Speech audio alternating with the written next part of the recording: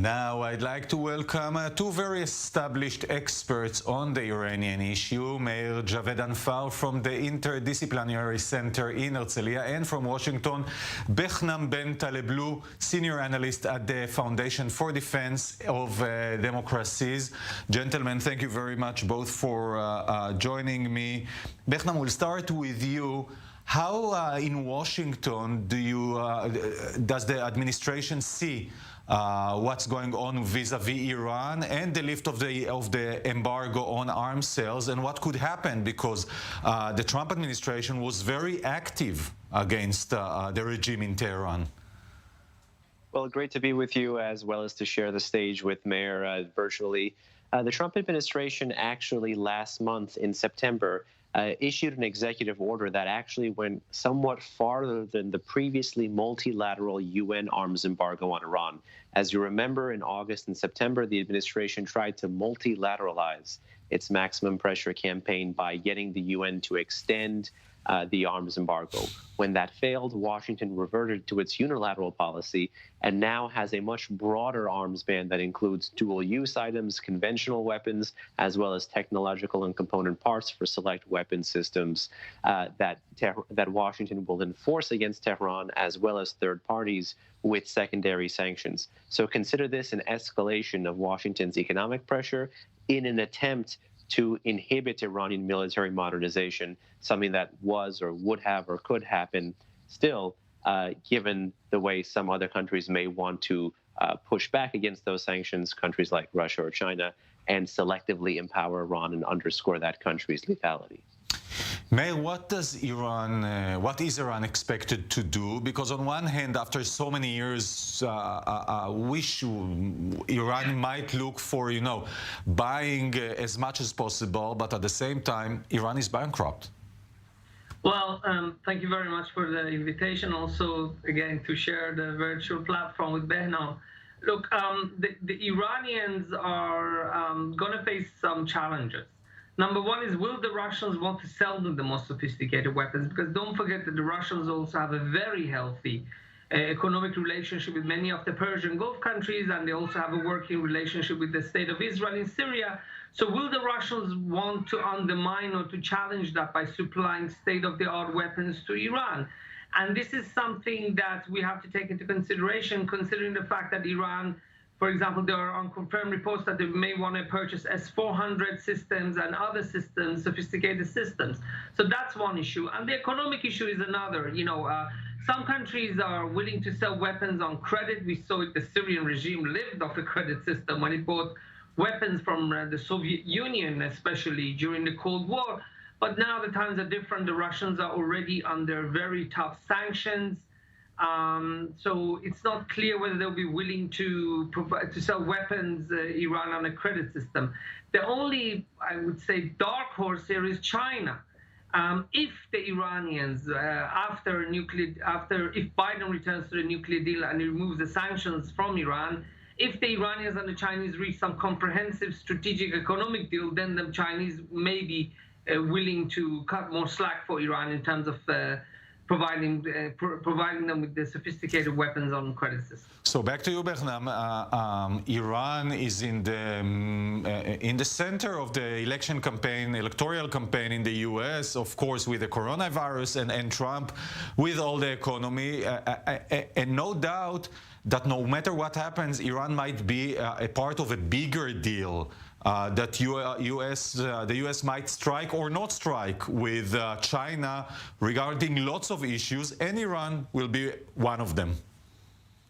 Yeah, I think that's certainly right, because America has identified its threats in the 21st century as several-fold. There's great power competition with Russia and China, there's revisionist regional states with North Korea and Iran, and there's terrorism. And Iran touches all different aspects of this because Iran wants to move closer, or in fact is moving closer because of the sanctions and because of its own ideology towards Russia and China. And as Russia and China feel comfortable selectively empowering Tehran, that means Tehran can busy Washington with more mischief in the Middle East, preventing Washington from actually engaging or confronting Russia and China at that strategic level, at the great power competition level.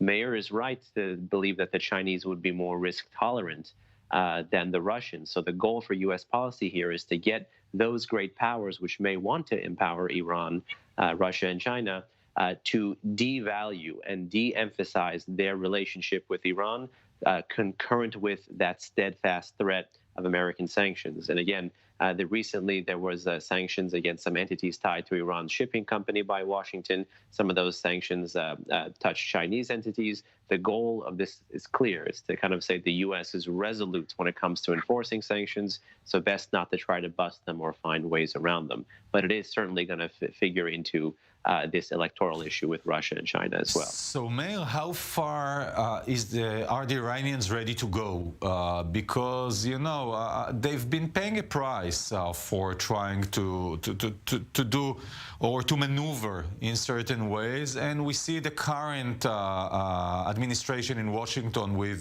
President Trump. It might change in 10 days. But how far they will go and how much they will risk themselves in maybe some kind of retaliation from the U.S., maybe from Israel? If the United States returns, let's just be honest, even during Trump, they didn't break the nuclear deal. So if Biden returns to the nuclear deal, then it's less likely that they would exceed the amounts that they're allowed to have in terms of the nuclear program, in terms of the enriched uranium.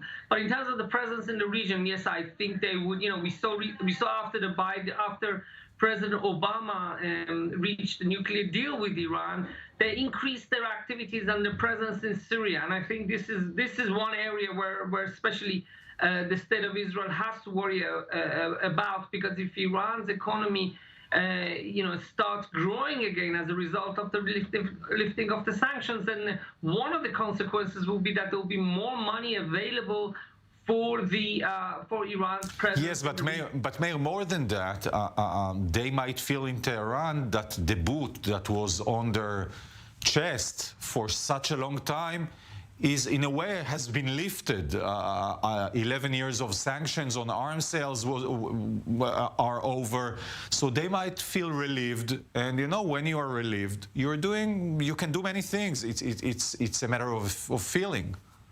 Well, I think we have to separate the nuclear program, Yoav. That's a different issue. Look. One of the reasons why the Iranians have stated within the nuclear deal is that some of the restrictions for the nuclear program are going to be lifted, for example, regarding the advanced centrifuges. So it's not within their interest right now to go and challenge especially the Russians, because the Russians don't want Iran to have a nuclear weapon. And I'm not sure the Chinese do also. You know, the Chinese are not going to give blank checks to Iran. They also have huge deals with the Persian Gulf countries and also with the state of Israel.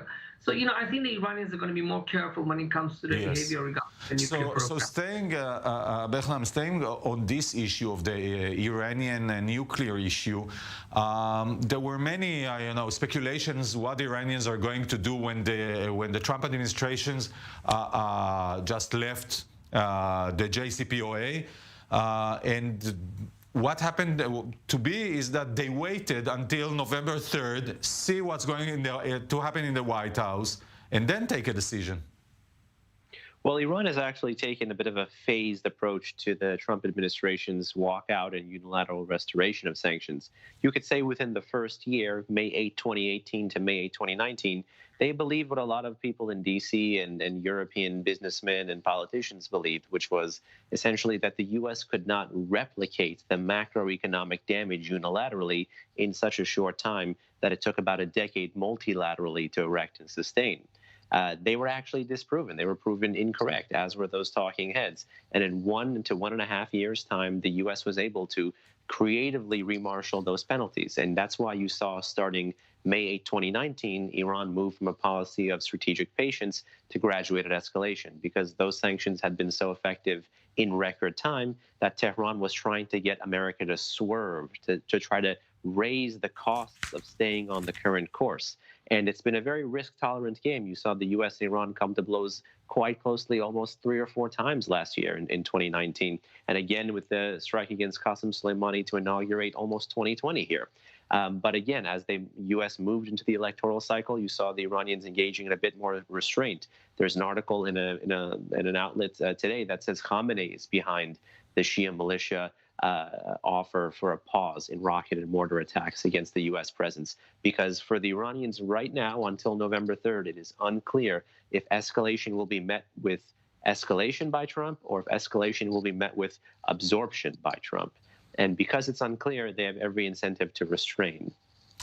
Meir, last word from you.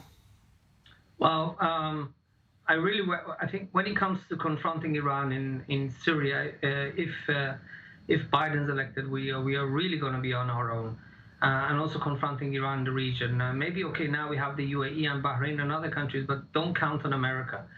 In terms of the nuclear deal, I think there we have more shared interest with Biden, and I sincerely hope to God we're not going to treat Biden like we treated Obama. I know we're going to have differences of opinion, but the way we treated Obama was shameful. And I hope we, instead of having a confrontational approach when we differ with the Americans, this time we'll have a more cooperative and consultative approach. Yes, smart words from both of you, Meir Javed Anfar, Behnam Ben Taleblu. Thank you very much, gentlemen, for joining me. Thank you. Pleasure.